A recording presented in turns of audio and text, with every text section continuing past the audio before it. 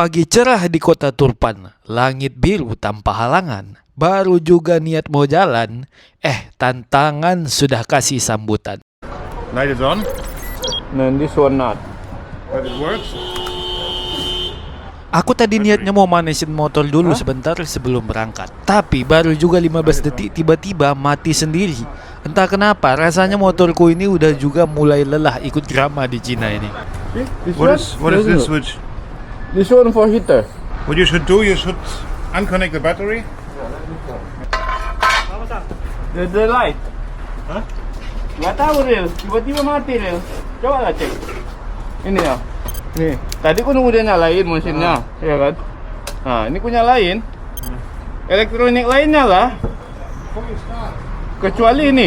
Meter ya? Iya. Tapi di crank bisa? Hah? Di crank nggak bisa ya? Nyekring? Di crank, cekek gitu. Enggak. Putus. Ya. Oh ternyata screennya yang putus. Putus nggak? Putus. Ya udah ambil fuse yang itu aja tuh. Kita ada kan? Yang kecil gini. Hah? Harusnya ada sih bos. Iya wih. Aku turun jauh, nggak pernah begini-gini lah. Cuma kalian ada. Itu indikasi kau nyalain. Kemarin aku sempat nyalahin tim BMW. Aku juga udah lupa gara-gara apa. Tapi entah kenapa tiap aku ngejekin mereka langsung kena karma instan, Wak. Baru ngomong langsung motor bermasalah. Jadi sekarang aku belajar kalau lagi touring di Cina mulut mesti dijaga. Jangan asal nyinyir, soalnya karmanya cepat kali nyampe. Guys, trouble. Walat sa BMW. Trouble. Walat sa BMW. Ini untuk ini, Ril. Untuk map ini, Ril, yang ini. Map. Iya, wajib pasang, Ril. Jangan kayak gitu ditaruhnya makanya. Salah pasang ya? Harus yang proper lah nyambungnya, jangan di jumpernya begitu. Iya. Ada nggak? Udah ini, Ril. Coba ya. Coba aja. Enggak, putus lagi bos. Hah? Putus lagi kan? Coba yang ini. Ya ini spare nih. Ini yang spare nih, Spare sebelah 20. sini. Jangan disambung lagi deh mapnya nih. Iya coba. Nggak apa-apa. Oh, lebih tahan deh. Nih, coba. Oh, oke. Oke. Ini nanti aja sambungnya men. Lu ikutin kita aja dulu.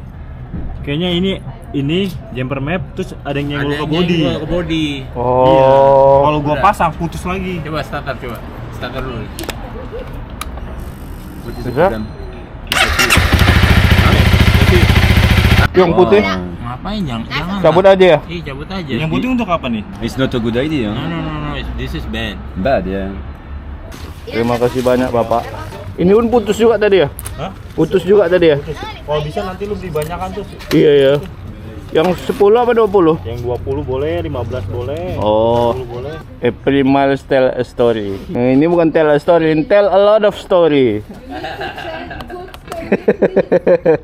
My camera broke in the sandstorm yesterday. Huh? Glass, my big glass Yeah, that's why. is dead. Scratch Yeah. all of it. Yeah. Sandstorm? Yeah. Highway? Yeah. A lot. No, not in highway. National road.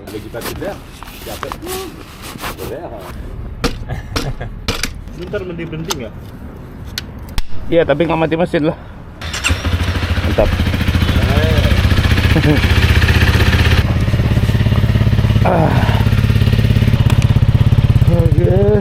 Selamat pagi. Assalamualaikum dari kota terendah di dunia, guys. Minus 80 mdpl, meter di bawah permukaan laut. Tenggelam gitu ini harusnya ini udah nih. Selamat pagi dari Turpan, guys.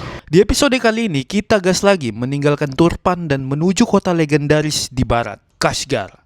Jaraknya 1300 km. Hari ini kita targetin 500 km dulu. Besok 800 km non-stop. Semua serba buru-buru karena waktu kita di Cina tinggal 4 hari lagi. Uighur itu seperti apa? Kayak Turki mix dengan Cina. Itulah dia. Jadi jangan heran kalian kalau ada ngelihat orang muka-muka Arab di sini. Inilah dia, Turpan. Turpan ini adalah salah satu kota yang bersejarah di provinsi Xinjiang. Satunya lagi adalah Kashgar. Kalau kemarin kita udah ngelihat desa-desa dan kota tua yang berusia 1300 tahun. 85% perjalanan kita akan melewati tol, Wak. Yo, mamen. Mamen ngapain di situ, mamen? Tadi pagi. Bukan tadi pagi, tadi ya kan, Wak. Masih lagi mengantuk mata udah dapat problem. Skringnya putus. Skring utama lagi yang putus. Untung tadi ada Farel dan kawan-kawan. Kalau enggak, pening juga kepala gue tadi. Baru gue nyalain mesin 15 detik, langsung mati tiba-tiba. Dari Jakarta ini kawannya, plat B. What's wrong with your bike? The electronics. Ah, yeah, mine as well. It says the traction control doesn't work anymore. You can ask Faril. Faril juga mekanik BMW, tapi BMW mobil guys, bukan BMW motor. Ketinggian di sini minus 80, tapi di sini tergolong sejuk sih, Wak. Suhu 20 derajat. Nggak tahu karena masih pagi ya kan. Siang nggak tahu juga. Peter ini dia dari Jakarta guys. Dari Jakarta dia. Kalau aku kan plat BK dari Medan, dia plat B dari Jakarta, dia keliling dunia. Enggak lah, dia dari Jerman. Tuh platnya European Union, Wak. Aku dulu lah ya kan. Dulu aku salut dengan orang-orang Eropa ya kan, Amerika, bisa keliling dunia jalan-jalan ya kan. Nggak usah pakai motor lah, pakai pesawat ya kan. Tapi setelah tahu aku ya kan kayak mana kondisi mereka, paspornya mereka ya kan sekuat apa, nggak salut lagi aku. Aku justru salut sekarang sama orang yang dari negara yang paspornya lemah tapi bisa keliling dunia. Itu baru salut kita, ya kan? Contoh Indonesia bisa keliling dunia, top. Soalnya nggak mudah, Wah. Apalagi pakai kendaraan dari negara sendiri. Beda cerita, ada yang pakai pesawat aja nggak mudah ya kan? Apalagi pakai kendaraan sendiri, Wah. Macam kemarin ada temanku Bishal ya kan, yang dari Nepal. Oh itu lagi, dia masuk semua negara ngurus visa, bayangin, Wah, pahit kali Kak. Kalau kita kan negara Asia Tenggara kan nggak pakai visa kan, dia semua negara Asia Tenggara pakai visa. Repotnya itu, wah, lawan arah. Hezi dia. Kalau kemarin hazy juga, cuman hazynya beda. Itu kan pasir, Wak. Kalau ini embun lah kayaknya ya kan. Apa jadi pengamat cuaca aku?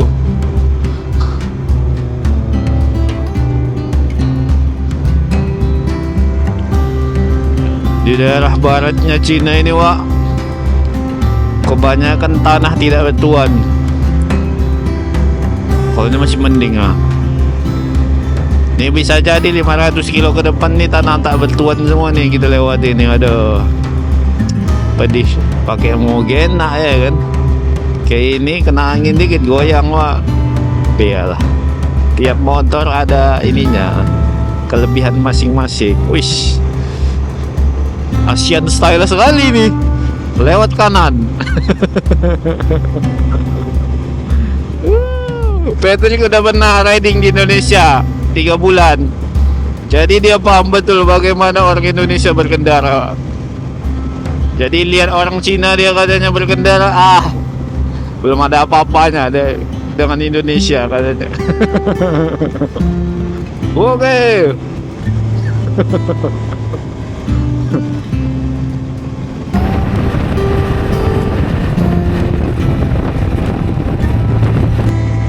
Nih, tangki bahan bakarnya itu Wak, itu yang bulat itu. Truk di sini itu pakai LNG, liquid nitrogen gas, kalau nggak salah ya. Kalau salah coba kalian koreksi di kolom komentar guys. Truk-truk di sini lah rata-rata gue lihat pakai itu. Dan asal ngisi dia pipanya itu membeku, keluar kayak salju gitu. Gokil. Kayak mana kalau itu bocor, bahaya kali ya. Bagus juga ya pemandangannya guys. Ini kita akan naik ke 1000 mdpl lagi. Terus ini panjang-panjang kan guys. Kalian lihat nah. Ada lagi yang lebih panjang 3 kali dari itu. Tapi nggak pernah fail nanjak-nanjak. Kenapa? Karena jalannya bagus, Kalaupun tanjakan, nggak ada yang tanjakan ciluk di sini.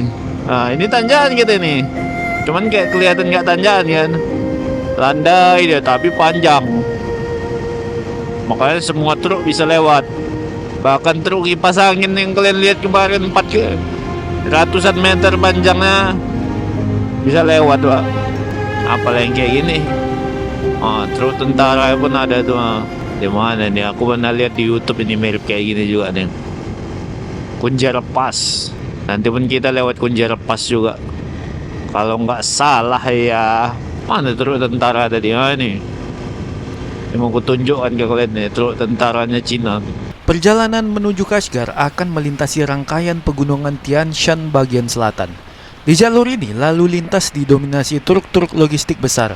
Gak heran, karena rute ini memang jadi urat nadi ekonomi di kawasan Xinjiang, penghubung antara pusat industri di timur dan kota-kota perbatasan barat seperti Kashgar. Medannya naik turun dan penuh tikungan tajam, tapi pemandangannya luar biasa. Tebing batu besar, ngarai sempit, dan pegunungan tandus jadi latar setiap kilometer yang kita lewati. Eje siok aku ya. Tadi dia ngerokok katanya, berhenti dulu. Bisa dipotongnya lagi aku. Iya. Nanti di ke Pakistan kita balapan. Cina boleh. Jalannya bagus semua di Pakistan nanti kita lihat. Di Laos kemarin kalah jauh dia aku buat. Ini LNG tuh. Len yang suka cornering cocok lah sini.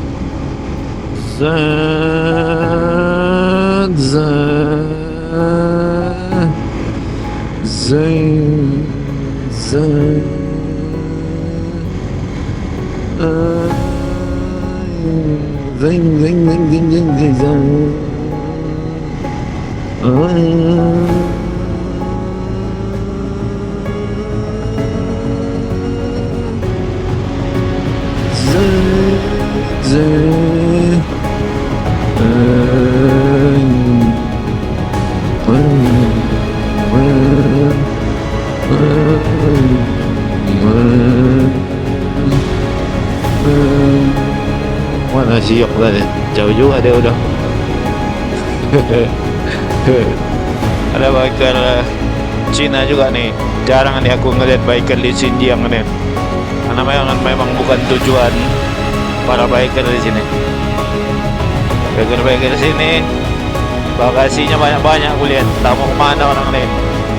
Camping kali ya.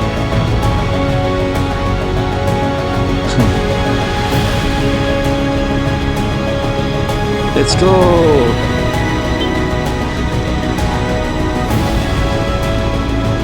Bingung dia pasti tuh. Ini platnya kok warna putih. Kayak motor apa dia tadi dia? Pakai fiction kali ya. Baru kali ini aku lihat truk segede ini bisa jalan santai di tengah pegunungan. Medan tanjakan panjang, sempit berliku, tapi truk monster bawa alat berat segede itu tetap bisa melenggang. Kadang aku mikir, ini bukan cuma soal kekuatan truknya, tapi juga hebatnya rekayasa jalanan di Cina. Tiap tikungan, tiap elevasi, semua kayak udah dirancang buat ngangkut beban raksasa tanpa ampun. Patrick ini doyan juga ini ugal-ugalan, Pak. Lebih Indonesia cara dia bawa motor daripada aku dah. Itulah. Tengok. Kiri kanan. Panjang.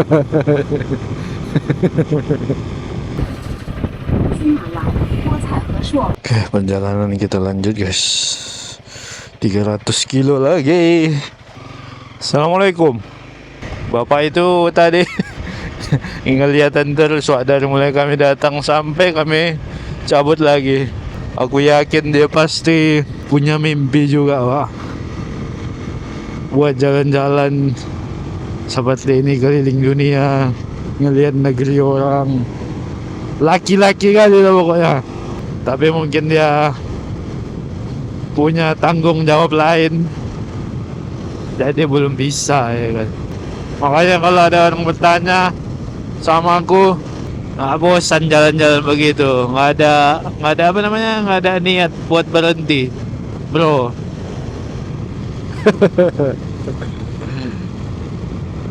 Kita laki-laki ini dilahirkan dibekali dengan jiwa petualang, Wak. Jadi di saat aku punya kesempatan dan banyak orang tidak punya kesempatan untuk melakukannya, kenapa aku harus berhenti? Coba kalian jawab. Aku tanya lo kalian, kenapa aku harus berhenti? Di saat semua laki-laki, orang ataupun bahkan mungkin perempuan banyak juga memimpikan hidup seperti ini, Wak. Kenapa aku harus berhenti? Karena aku punya keluarga. Keluarga aku datangkan. Hari ini kita akan riding sejauh 800 km. Gokil. 800 kilo itu kalau di Jawa kayak Jakarta Surabaya. Top. 800 kilo. Suhu sekarang 15 derajat. Dinginnya. Sebelum berangkat aku isi bensin dulu. 800 kilo kita butuh 4 kali isi bensin, Wak. Oke, udahlah di sini isi bensin repotnya minta ampun ya kan, harus pakai ID card Cina ya kan, KTP Cina maksudnya. Bayangkan, bukan orang Cina, cuman punya KTP Cina ya kan. Jadi mesti minta tolong lah. Dan tiap pom bensin di Xinjiang ini dipagarin, Wak. Jadi masuknya harus izin polisi. Jadi pintunya itu dijaga sama polisi. Dan ini adalah Cina Barat, itu adalah Cina yang jarang terekspos. Makanya banyak orang nggak tahu kalau Cina itu ada gurun segala macam, Wak. Salah satu bentuk usahaku buat ngasih tahu kalian kalau di Cina ada yang seperti ini, Wak. Tapi selama ini agama di Cina itu mayoritasnya Buddha ya, memang betul mayoritasnya Buddha. Tapi Muslim juga nggak sekalah banyak di sini, Wak. Terutama di provinsi Xinjiang ini mayoritasnya Muslim, Wak. Ini kita lurus, ternyata hijau ya. Sorry, belum fokus. Masih terlalu pagi, masih subuh nih, Wak. Sini subuh jam 8. Aku nggak bisa janji kalau pemandangan perjalanan selama 800 km ini bisa bagus, Wak. Karena setahuku kemarin itu yang 600 kilo itu flat sih, Wak. Kayak gurun rata gitu aja. Adalah sebentar sekitar 30 kilo yang di lembah gitu. Habis itu sama semua. Nggak tahu kalau yang ini nanti ya, perjalanan ke Kashgar ini. Tapi aku pasti bisa janji kalau di Kashgarnya luar biasa, guys. Luar biasa. Kayak itu, kayak kita berasa bukan di Cina lagi, Wak. Dan itu memang kota bersejarah, kota tua yang usianya udah ribuan tahun, tapi sejarahnya masih kelihatan banget, guys. Jadi dia bukan kota modern, kota tua yang kalian nggak percaya kalau kota itu ada. Aku yakin ya begitu, Pak. Oke, kita lanjut jalan. Guys, sekarang sudah jam 8.30 dan kita udah masuk tol, Pak. 800 kilo, guys. Jakarta Surabaya ini, Pak. Udah kayak supir bus aku ya. Suhu sekarang 11 derajat. I can survive this. Aku udah riding di suhu 3 derajat, ya kan. Badai pasir, hujan es, ya kan. Apalagi nyeberangin gunung berapi ya. Riding 11 derajat, I can survive this, bro. Mungkin kalian berpikir ya, 800 kilometer itu jauh. Kalau di Cina enggak, guys. 800 kilometer di Indonesia jauh sekali. Pernah aku riding 600 kilo dari mana, kalau kalian tahu, Bengkulu Selatan menuju Padang. 680-an kalau nggak salah. Kenapa aku tempuh itu dalam satu hari? Karena di antara Mana dan Bengkulu Selatan sampai Padang itu nggak ada apa-apa, Pak. Nggak ada hotel, nggak ada apa-apa sama sekali. Paling rumah penduduk, tapi jarang-jarang gitu. Kayak kampung lah hanya yang kita lewat itu. Dan itu ku tempuh selama 18 jam, Wak. Sementara ini 800 km 8 jam aja. Nggak ada apa-apanya lah ini dibanding Indonesia. Itu kenapa aku bilang I can survive this.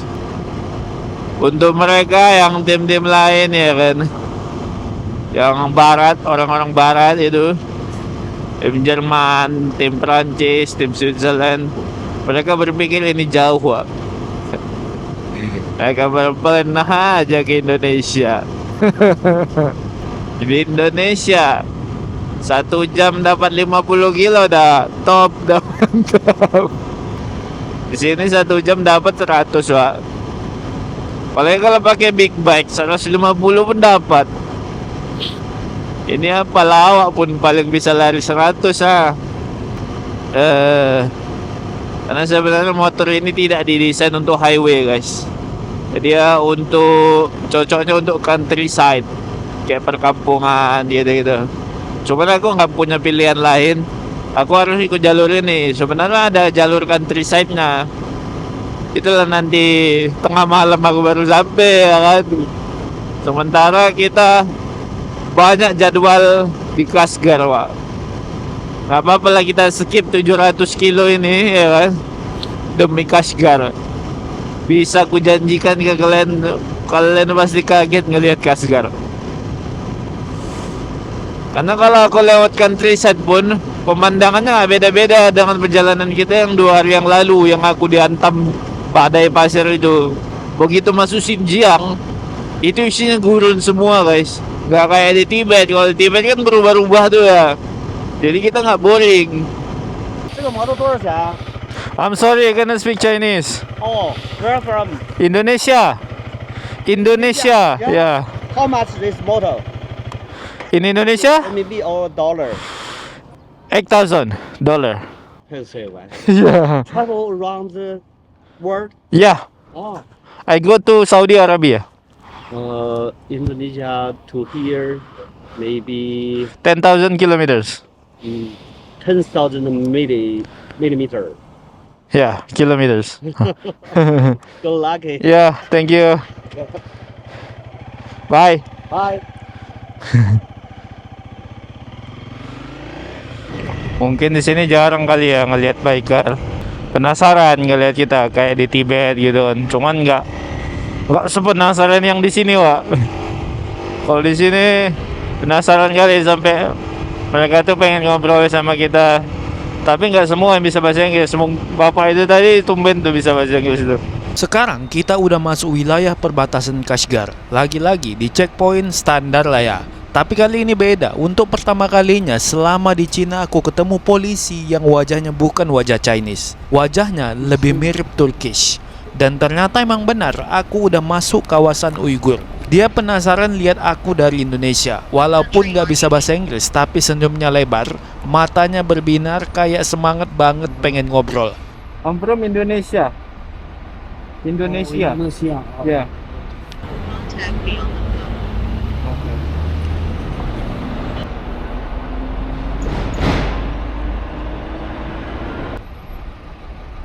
Yeah. Yeah. Oh. Is it not Aksu? Yeah. Oh. Yeah. Aksu. Oh, Aksu. Aksu to Kashgar. Be safe on the road. Thank you. 谢谢. Welcome to Casca. Thank you. I want to say thank you in Uyghur. Rahmat. Okay, Rahmat. Rahmat. Hi. Oh, Bye.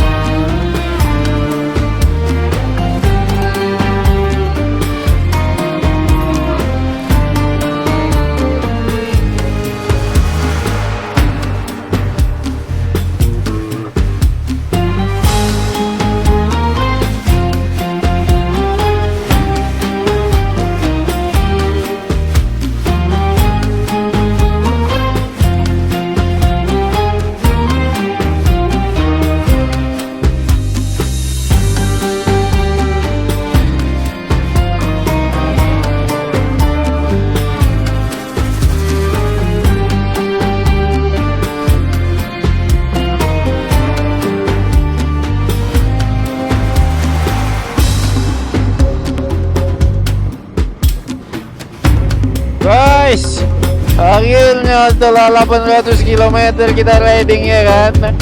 Dari jam 7 pagi sampai jam 6 sore, Wak. 11 jam, Wak, 800 km. Tapi tadi di tol aja sih, jadi nggak berasa begitu capek lah. Tapi membosankan dan mengantuk. Karena pemandangannya itu aja, nggak ada ininya, nggak ada perubahannya.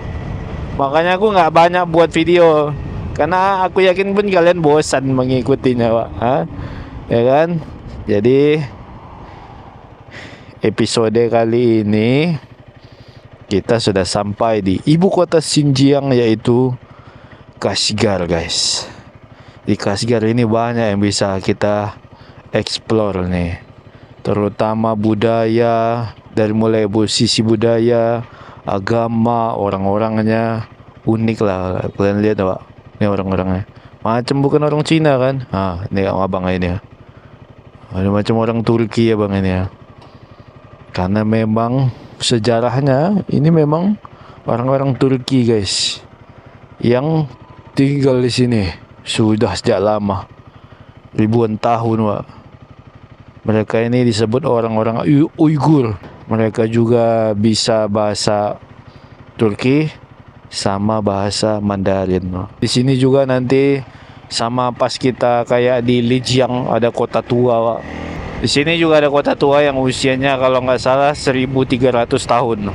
Di video selanjutnya aku bakal nunjukin kalian Cina dari sisi lain, Pak. Cina yang nggak pernah tergambarkan oleh kalian. Yang kalian tahu Cina apa coba? Pagoda ya kan, tembok Cina ya kan. Nanti aku perlihatkan ke kalian ya. Udah gak sabar kalian ya. Sabarlah. Nih kalau kasih tengok kalian.